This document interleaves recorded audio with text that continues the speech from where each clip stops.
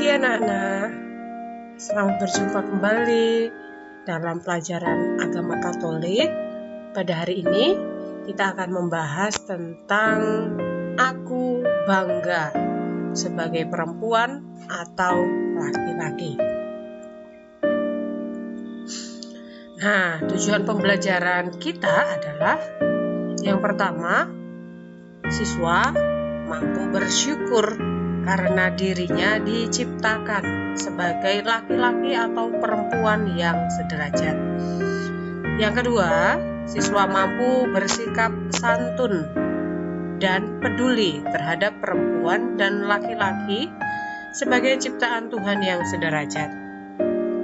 Yang ketiga, siswa mampu menjelaskan hal-hal yang patut dibanggakan sebagai perempuan atau laki-laki. Yang keempat, siswa mampu menjelaskan perilaku atau kebiasaan yang perlu dikembangkan agar menjadi pribadi untuk perempuan atau laki-laki yang membanggakan.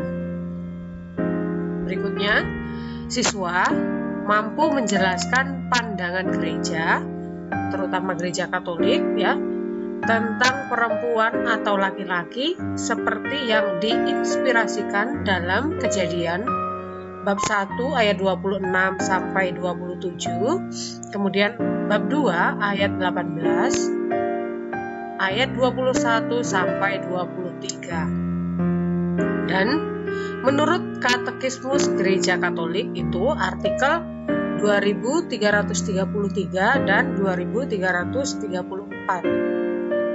Nah, setelah mempelajari semua ini, anak-anak diharapkan mampu menyusun sebuah puisi yang mengungkapkan kekaguman sebagai laki-laki atau perempuan.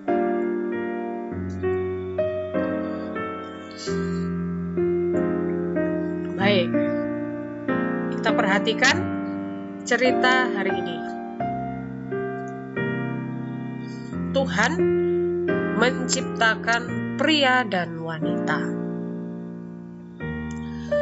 Sebuah cerita rakyat mengisahkan bahwa manusia, pria dan wanita pertama diciptakan Tuhan dari sebatang pohon, yaitu pohon kehidupan.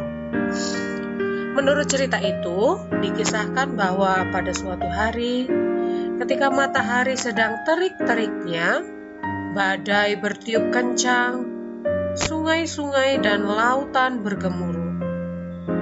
Tuhan menebang sebatang pohon, dan dari batang pohon itu Tuhan memahat dan mengukir sosok tubuh manusia laki-laki sesuai gambaran yang berada pada pikiran dan hatinya. Rupanya Tuhan harus bekerja keras untuk memahat dan mengukir bakal sosok tubuh laki-laki itu, sebab sebatang pohon itu banyak urat dan mata kayunya. Sesudah selesai memahat dan mengukir bakal sosok tubuh laki-laki itu, Allah meniupkan nafasnya ke dalam hidung patung kayu itu. Maka terciptalah manusia laki-laki yang pertama, kuat, kokoh, tegap dan perkasa. Sesudah itu, Tuhan melihat bahwa tidak baik menciptakan manusia sejenis laki-laki saja. Maka Tuhan mau menciptakan manusia yang lain, yaitu manusia wanita, supaya keduanya dapat saling melengkapi. Ketika hendak menciptakan manusia, Tuhan tidak menciptakan manusia wanita dari batang pohon, tetapi dari daun-daun dan bunga-bunga pohon yang dipakai saat menciptakan laki-laki. Tuhan merangkai daun-daun dan bunga-bunga itu menjadi sebuah janur yang menyerupai sosok wanita sesuai dengan gambaran yang berada dalam pikiran dan hatinya. Lalu Tuhan meniupkan napas kehidupan ke dalam hidungnya Maka terciptalah wanita pertama yang cantik, lembah lembut perilakunya, dan halus bahasanya.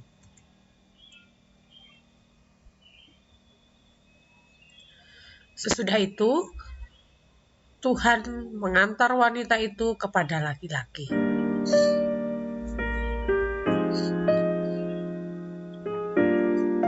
Manusia laki-laki menerima dengan sangat gembira teman hidupnya itu.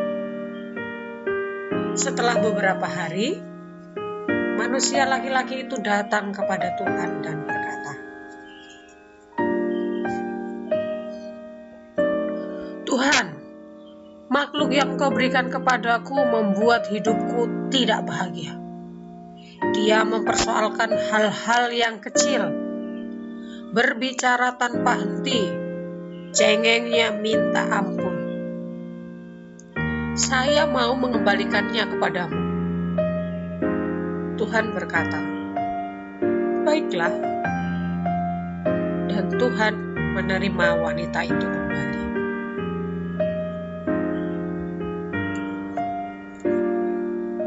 Setelah beberapa hari berlalu, laki-laki itu datang kembali kepada Tuhan dan berkata, "Tuhan, hidup saya teramat sepi tanpa wanita itu. Saya selalu teringat kepadanya.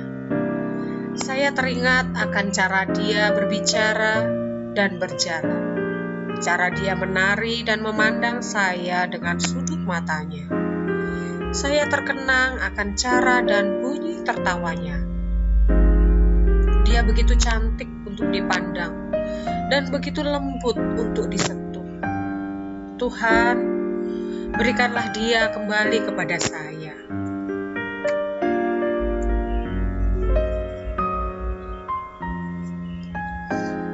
Tuhan berkata, "Baiklah." Dan Tuhan memberikan kembali wanita itu kepadanya. Tetapi 3 hari kemudian, pria itu datang lagi dan berkata, "Tuhan, saya tidak tahu harus berkata apa. Sulit untuk menjelaskannya. Tetapi saya berkesimpulan bahwa wanita itu lebih banyak mendatangkan kesusahan daripada kesenangan. Saya mohon, ambillah kembali. Saya tidak dapat hidup dengan dia."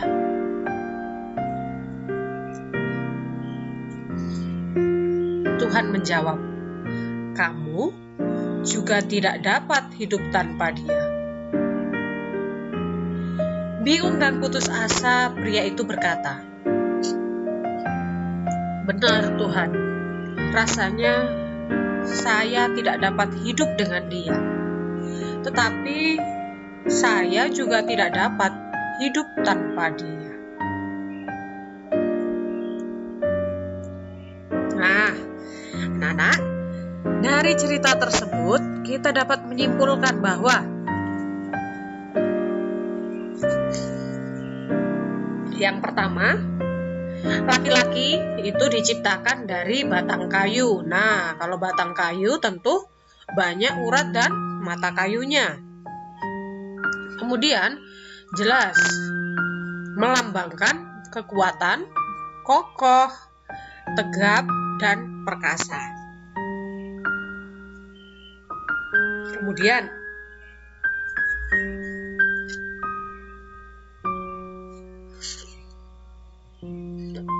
perempuan diciptakan dari bunga dan daun. Nah, itulah mengapa perempuan itu cantik, lemah lembut, itu baik kata dan tindakannya. Kemudian, perempuan juga lembut, detail. Detail itu suka memperhatikan hal-hal yang kecil-kecil. Kemudian, cerewet dan cengeng.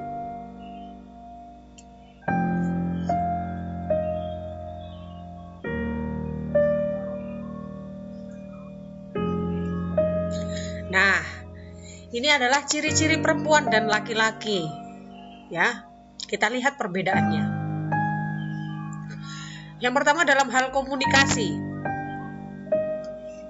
Nah, dalam hal komunikasi itu perempuan lebih unggul. Karena apa? Karena perempuan biasanya mencari solusi dari tanda-tanda, bisa dari nada suara, emosi, atau empati yang ditunjukkan oleh seseorang. Jadi perempuan lebih cepat menangkap. Nah, kemudian kalau laki-laki bagaimana? Oh, laki-laki jelas lebih sulit. Karena pria itu sulit sekali memahami emosi yang tidak diungkapkan. Mereka hanya paham bahasa-bahasa verbal atau bahasa yang terucap. Kemudian, pria itu berorientasi pada tindakan. Mereka lebih penyendiri dan sedikit bicara. Nah, itulah mengapa banyak pria yang tidak memahami maksud dari perempuan. Jadi seandainya perempuan bilang, kamu kenapa? Perempuan jawab tidak apa-apa, maka laki-laki akan berpikir bahwa memang tidak ada apa-apa. Lain dengan perempuan. Kalau perempuan melihat gelagatnya agak berbeda, melihat tanda-tandanya agak berbeda, itu akan ditangkap sinyal itu oleh perempuan. Ya. Nah, kemudian dalam hal emosi. Untuk emosi itu laki-laki lebih kecil persentasi emosi dan lebih stabil, sehingga hal-hal tersebut membuat mereka kurang peka terhadap hal-hal yang sifatnya tersembunyi. Itulah mengapa laki-laki itu segala sesuatu harus diucapkan.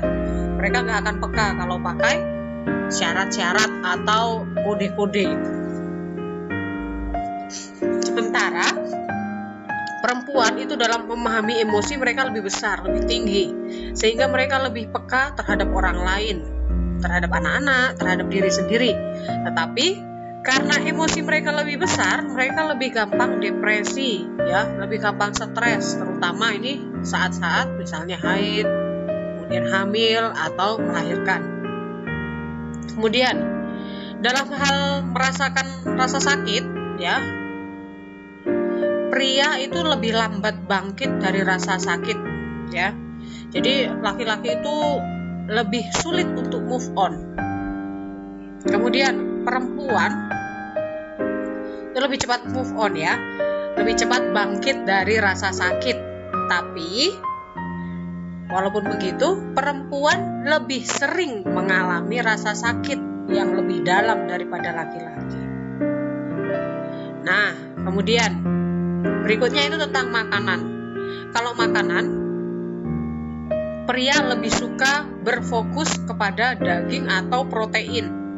Mereka nggak masalah, misalnya hari ini makan ayam, ya, daging ayam. Nah, kemudian besok lagi dimasakkan ayam, it's okay, nggak masalah. Yang penting temannya apa, sayurnya apa. Yang penting dia kenyang, sudah selesai. Nah, kalau perempuan beda lagi. Perempuan itu lebih suka makanan yang cantik, yang kelihatannya enak. Kelihatannya, ya. Mereka lebih suka melihat, oh ini cantik. Nah, kemudian wanita juga cenderung pembosan. Dia bosan dengan menu-menu yang itu saja. Maka menunya itu harus diganti. Dia tidak mau misalnya hari ini makan ayam, besok ayam lagi, oh tidak akan mau itu perempuan, ya.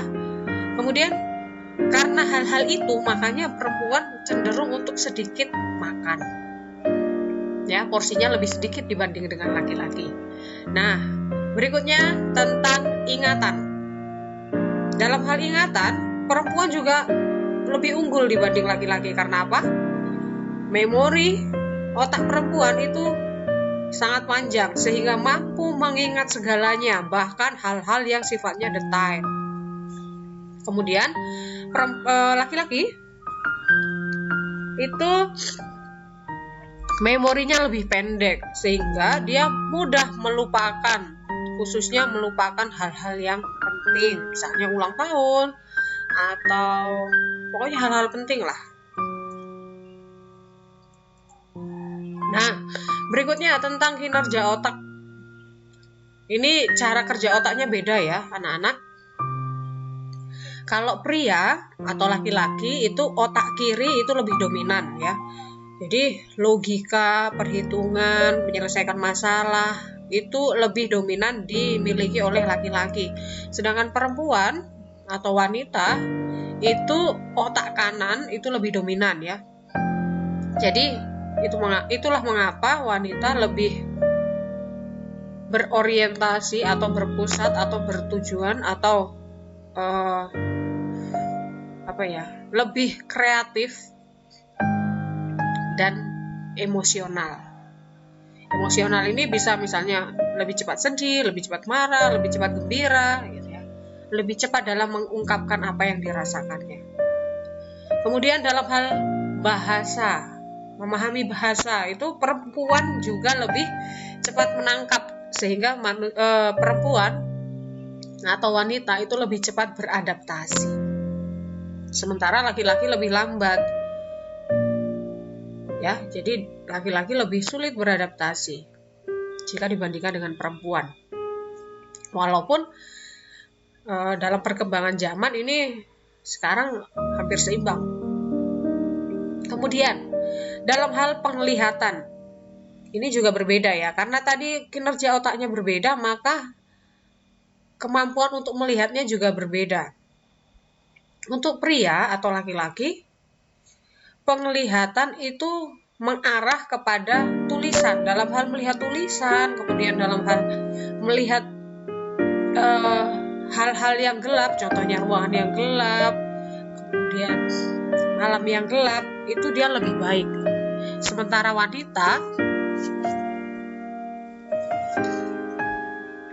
wanita melihat warna lebih baik, ya, sehingga wanita bisa membedakan nih. Misalnya ada kuning itu ada banyak, ya, kuning lemon, kuning apa lagi, ya.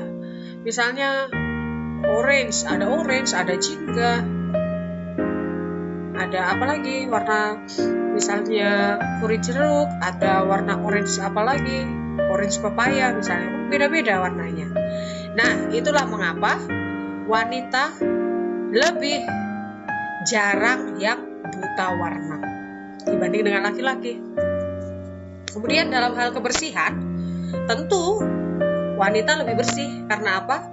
Karena indera penciumannya lebih tajam dibanding dengan laki-laki. Sementara laki-laki itu lebih jorok, ya. Karena indera penciumannya itu lebih rendah daripada perempuan. Kemudian dalam hal penuaan ini juga berbeda, sama-sama tua, tapi perempuan lebih cepat tua ya. Perempuan lebih cepat pikun dan lebih cepat keriput. Sementara laki-laki, dia tuanya tidak nampak di kulit, tetapi lebih ke rambut. Jadi laki-laki lebih cepat botak dan mengalami penurunan jaringan otak. Baik, anak-anak silakan perhatikan film berikut. Baiklah kita menjadikan manusia menurut gambar dan rupa kita, supaya mereka berkuasa atas ikan-ikan di laut dan burung-burung di udara, dan atas tanah, dan atas seluruh bumi, dan atas segala binatang melata yang merayap di bumi. Maka Tuhan Allah membentuk manusia itu dari debu tanah dan menghembuskan nafas hidup ke dalam hidungnya.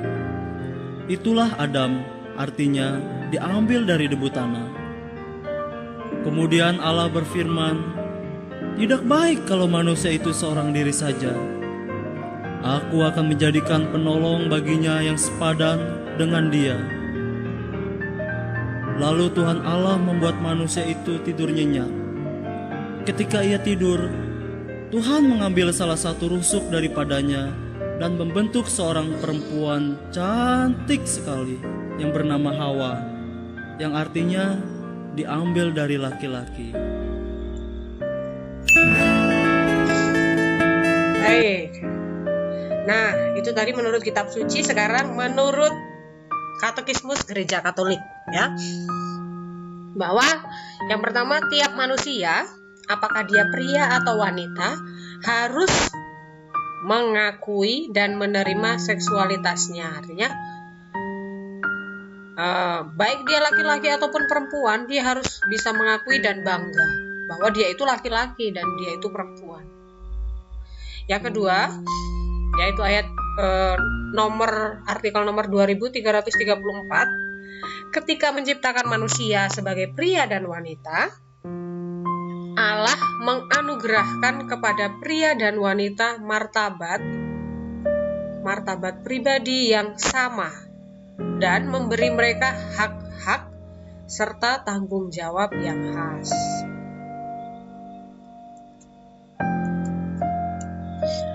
Jadi, dari semua itu kita bisa pelajari bahwa banyak orang dikagumi dan dibanggakan bukan semata-mata karena kecantikan atau kegantengannya, melainkan karena sikap dan karakter serta perbuatan baiknya. Ya, ingat, karena sikap dan karakter serta perbuatan baiknya. Yang kedua, sekalipun dia cantik atau ganteng melebihi bintang film, tetapi bila dia pribadi yang sombong dan suka memfitnah, siapa yang akan menyukai dia? Nah, berikutnya, sekalipun dia cantik atau ganteng, tetapi bila dia sering berbohong, siapa yang akan menyukainya? Nah, sebaliknya, sekalipun dia berwajah biasa-biasa saja, tetapi ia sopan dan senang menolong, pastilah dia disukai banyak orang, sekalipun ia tidak terlalu pandai.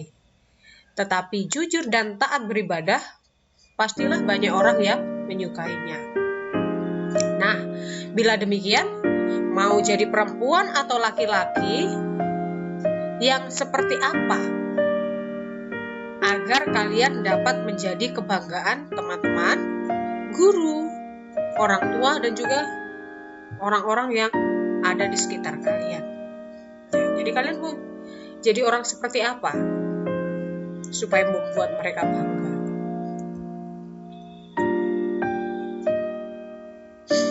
Nah, kita patut bersyukur karena Allah mempunyai maksud khusus dengan menciptakan kita sebagai laki-laki atau perempuan, yakni supaya melengkapi dan mengembangkan satu sama lain, ya. Dengan kata lain, laki-laki dan perempuan itu bersifat komplementer, ya, saling melengkapi. Itu berdasarkan kitab suci juga. Nah, mereka saling membutuhkan dan saling tergantung atau saling bergantung satu sama lain. Laki-laki tidak dapat hidup tanpa perempuan.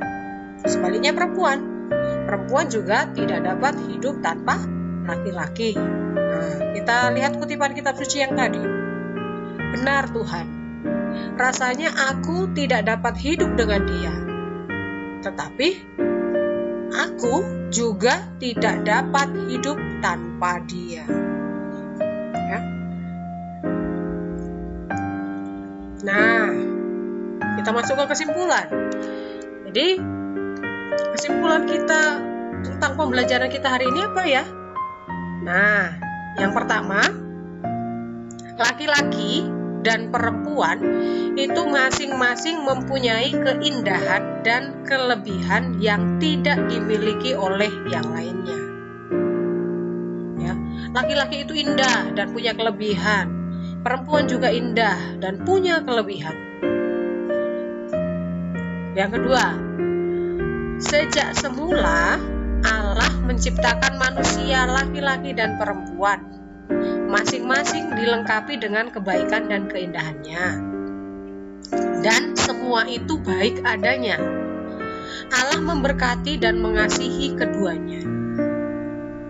Hal itu menandakan bahwa laki-laki maupun perempuan itu sama berharganya di mata Tuhan. Sama berharganya di mata Allah. dan keberadaan manusia, baik perempuan maupun laki-laki, itu sangat berarti. Jadi tidak ada kata-kata bahwa Tuhan lebih menyukai laki-laki atau Tuhan lebih menyukai perempuan. Tidak. Laki-laki dan perempuan sama berharganya, sama berartinya di mata Tuhan. Kemudian, hidup sebagai perempuan atau laki-laki merupakan anugerah dari Allah. Kita patut bersyukur karena Allah mempunyai maksud khusus dengan menciptakan kita sebagai laki-laki atau perempuan. Allah menciptakan laki-laki dan perempuan untuk saling melengkapi dan mengembangkan satu terhadap yang lain. Ya. Sehingga laki-laki tidak dapat hidup tanpa perempuan dan perempuan juga tidak dapat hidup tanpa laki-laki. Kemudian, setiap laki-laki atau perempuan dipanggil untuk mengembangkan dirinya, ya. Dipanggil untuk mengembangkan dirinya, baik itu sebagai laki-laki ataupun sebagai perempuan. Silahkan kamu kembangkan diri kamu menuju kesempurnaannya, sampai kamu mendekati sempurna seperti Tuhan, sebagaimana yang dikehendaki oleh Tuhan Allah.